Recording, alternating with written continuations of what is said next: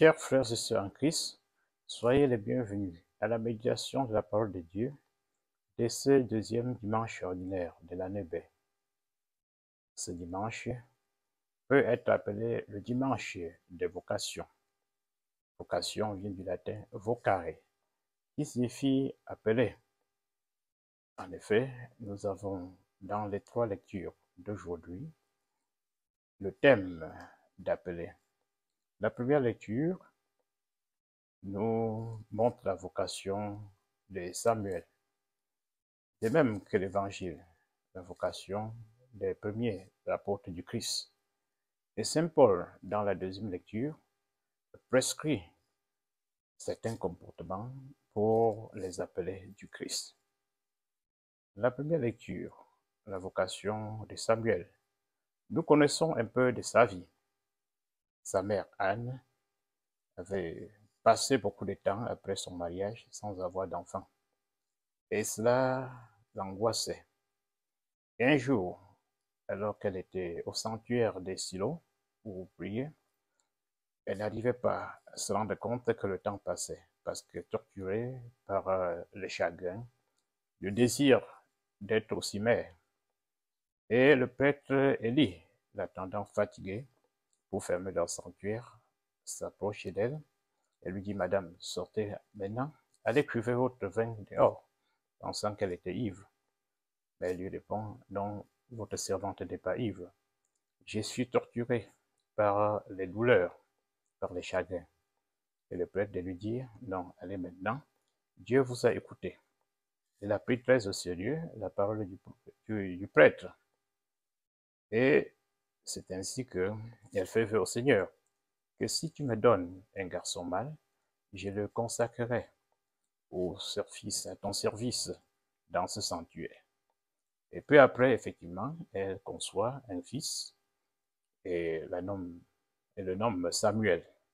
Et quand Samuel fut sébré, elle le reconduit au sanctuaire de Siloé pour le confier au prêtre Élie.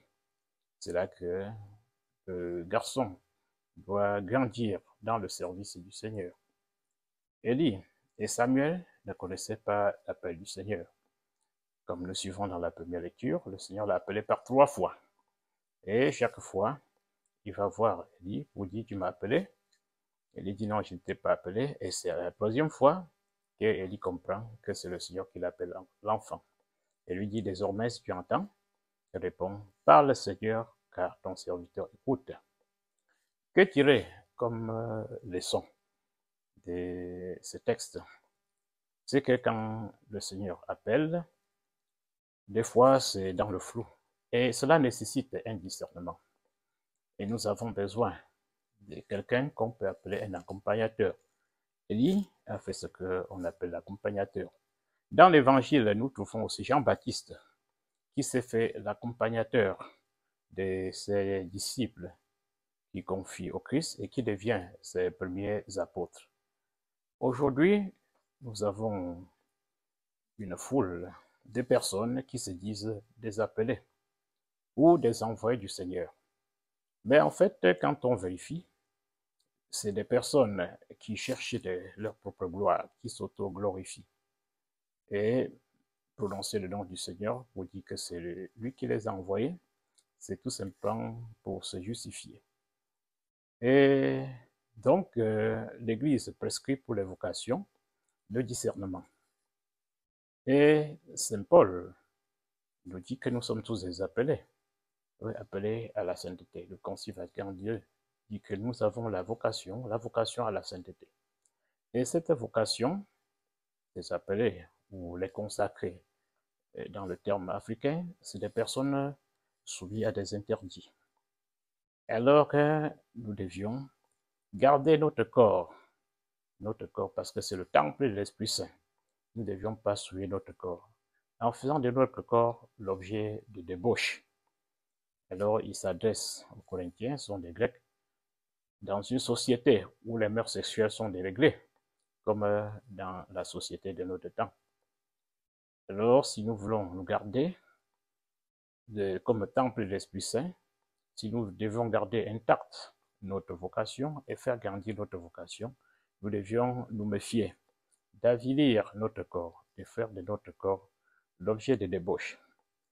Et dans l'Évangile, nous trouvons ces premiers apôtres que Jean-Baptiste confie au Christ. Donc, ils ont d'abord suivi Jean-Baptiste. Et Jean-Baptiste présente le Christ à eux en disant « Voici l'agneau de Dieu ». C'est un terme très parlant. L'agneau fait mention ou fait allusion à cet agneau pascal que les Juifs célébraient en commémoration de leur sortie d'Égypte. L'agneau qui enlève le péché du monde et également qui les a libérés des esclavages. Alors, même s'il ne mesure pas encore la portée de ce terme, Christ sera notre agneau pascal. C'est lui qui va être livré pour nous libérer du péché et de l'enfer. Et le Christ pose le regard sur ses apôtres. Et ce qui est aussi intéressant, c'est que ces premiers apôtres vont aussi raconter leur rencontre avec le Christ aux autres. André raconte à Simon-Pierre et amène Simon-Pierre au Christ qui pose son regard sur lui. Et Christ, c'est Dieu. Et découvre déjà aussi la vocation de Pierre. Et c'est ainsi qu'il s'appelait Simon. Il va lui donner le nom de Pierre, qui signifie le roc, parce que c'est sur sa foi qu'il va bâtir son église. Ainsi, nous aussi, frères et sœurs, quand nous rencontrons le Christ, nous ne devions pas le garder pour nous. Nous devions aussi conduire les autres au Christ, pour que le Christ puisse également, il les connaît, il est Dieu, mais qu'il puisse leur dévoiler aussi leur vocation. Et nous devions être aussi des accompagnateurs, c'est-à-dire des Élie ou des Jean-Baptiste. Mais nous devions nous méfier de nous centrer sur nous-mêmes.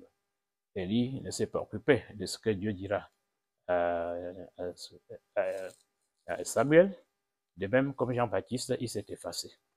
Et c'est comme ça aussi quand nous appelons nos frères et sœurs, nos enfants au Seigneur.